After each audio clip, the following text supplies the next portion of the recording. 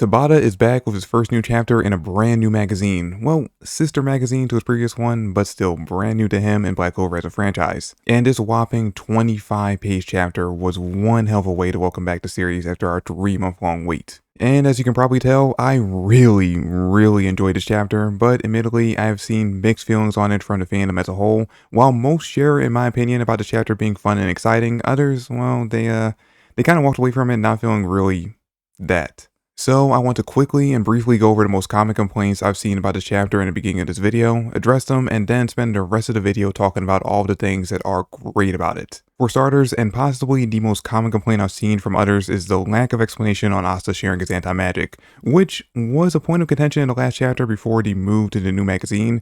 And while I have a whole video explaining the build-up and how this works already on the channel, and I'm honestly thinking about doing an update on that video going into more detail about the power and why it makes sense, because I don't think I did the best job in that original video, I do understand why some were still upset about the explanation. Because instead of giving us a clean one-to-one, this is how it works explanation to Asta sharing his anti-magic, Tabata was a bit vague with it. He let Ryu present it as a theory that he wasn't sure would actually work, instead of just saying, this is what anti-magic is, this is how it works, and this is what you can do with it. And not to mention the fan translation we got of the chapter kinda made it seem like Asta was just saying that it works through the power of friendship, which the American audiences of anime and manga don't really like and have a bad taste in their mouth due to the overuse of it in fairy tale. Not me personally, because I believe the power of friendship is used heavily in every battle manga out there, including the daddy of all battle manga, Dragon Ball. Yeah, and people don't want to talk about that, but hey, I am not here to persuade you to my opinion on that topic. Anyway, Tabata wanted the fans to take the context clues of what he's shown throughout the series and let them connect the dots, which is smart and usually what you would want to do as a writer instead of just laying the explanation out flat for the readers. You know, showing, not telling. But there's two problems with that. For one, Tabata has still yet to give a definitive answer as to what anti-magic is and why Lee was able to create it. Though again, context clues from throughout the entire series will give us the answer to that, but that leads to the second problem with all this. The fans have to be willing to accept the clues. You can point to every example from the manga where it shows that Asta is able to use the abilities that Lick's Swords had when he was their owner, but just infused with anti-magic, and that those weren't just anti-magic abilities he was using as a way to explain this, but if it doesn't mesh with or if it contradicts what they believe anti-magic is and how it works, they won't accept it. And they'll just take those exact same clues and throw them back at you from their perspective, which is why we really need for Tabata either in the manga, extra pages of a volume, or in an interview to finally give a definitive breakdown on anti-magic and what it can do, so that going forward there can be no arguments on how it works because it's coming directly from the creator's mouth. But I don't see that happening until the series is over, unless we end up getting a second Black Clover guidebook, which I highly doubt we will. Now, the second major complaint that I've seen online is that the chapter was only 25 pages and that it was spent focusing on Luck and Magna, which, while I can understand the fans being disappointed about the small page count, when usually chapters in Jump Giga average about 50 or so pages, or at least that's what I've seen from my research. But one thing we gotta remember is that the reason why Tabata moved magazines in the first place was due not only to his own failing health, but also his family's. So while yes, he had 3 months to work on this chapter, a majority of that time was most likely spent taking care of himself, his wife, and his daughter. And no matter how much we all want more content with this new schedule, we should never expect Tabata to put it above the well-being of his family. Because if he did, then he might as well have just stayed in Weekly Shonen Jump and rushed the story to its ending in 3 or 4 chapters. Which, speaking of, that also goes into the whole Magna and Luck thing. Him focusing on them in this chapter means that while the series is in its final saga, there's still quite a few chapters left to go. Otherwise, this chapter would have just been Asta and Yuno fighting the Lucius clones and leading to them taking on the real deal. But now, we know for sure we're going to take some time to let the others have their moments before jumping into the main battle. Which has me excited because that means that other characters besides Black Bulls will get a chance to get their second wind and actually shine during this final saga. Like, say, Mario Leona, Fugoleon. Hell, we might even see characters like Leo and Mars make their grand return to the series. Anyway, that's all I'm going to address when it comes to the complaints about this chapter. There were a few small other ones I've seen online, but I've given enough time to that in this video, and I just really want to get into gushing over the chapter. And what better place to start than with the art. The art for this chapter was just simply incredible. The character designs all looked great, the line work was clean, the backgrounds were amazingly rendered, and the action in this chapter was dynamic and fluid. And a cover page of Asta and Yuno charging headfirst into the 2 Lucius clones was simply just too good. And I like that he colored the clones to represent Asta and Yuno as well, with the Asta clone having a darker, more purplish shine to him, and the Yuno one having a bit more yellowish green bright glow. Like, even with the previous chapters, when Tabata's health was failing, his art was still really good, but you can just feel when reading this chapter and looking at the art that he's putting so much more energy into it now. Though I do gotta say, there were two shots in this chapter that didn't look exactly right to me, and that was a small panel of Ichika when she was being introduced to the Black Bulls, and when Magna appeared behind Lucius in this chapter.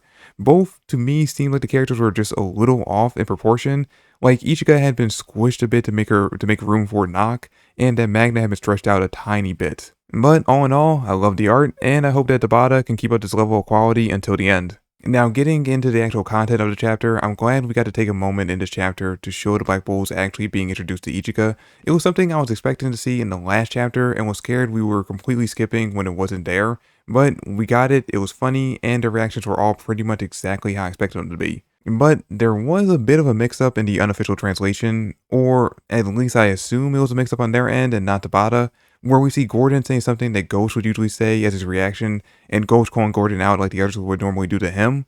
We'll have to wait until the official release to find out if that was the intended dialogue for those two, or if it got switched around at some point.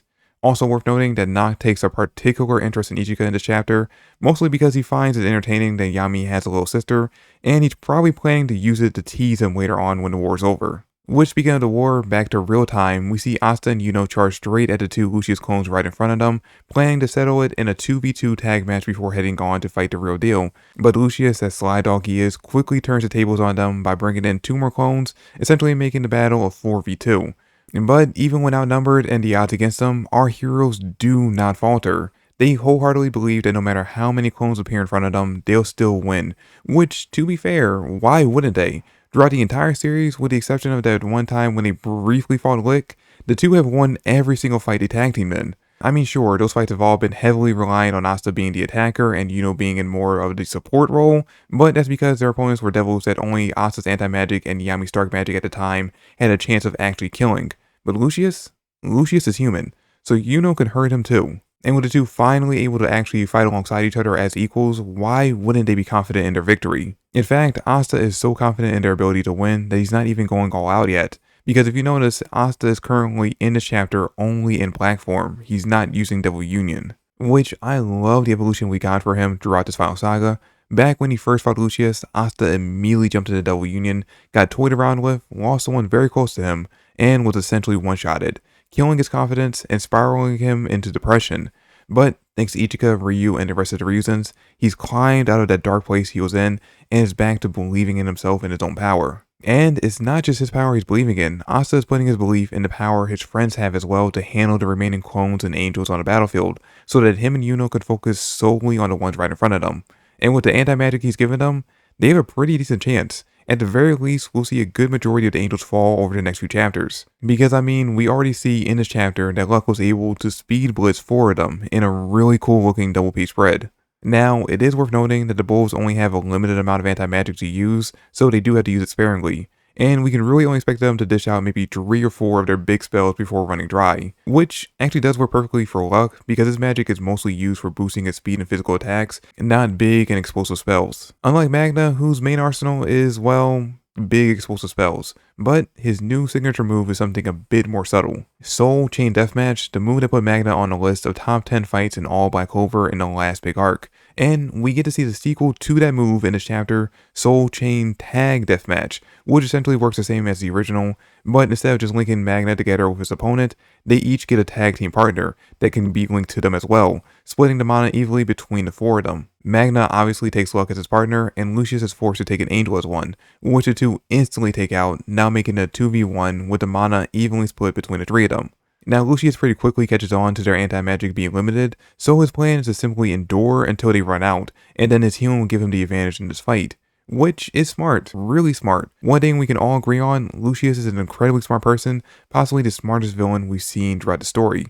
But too bad for him, being smart won't save him against these two. Because knowing they each only have about half of their anti-magic left, Luck and Magna decide to bet it all on one big combo spell. The same exact spell they tried to use against Veto, but this time it actually ended up working, blasting the Lucius clone apart, leaving Luck and Magna the winners of this fight.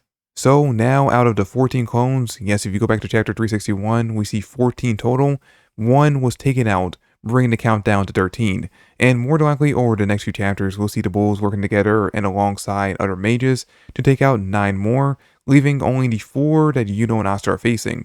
Now, I mean, obviously, there's nothing saying that Lucius couldn't just make more clones. We have no idea if there's a limit to how many he can make or not, but more than likely, Tabata won't do that and he'll just focus on these four, which means once those final four are gone, we'll be heading into the big fight against the real Lucius. But is he the true final villain of the series, or is there someone even more evil waiting in the shadows?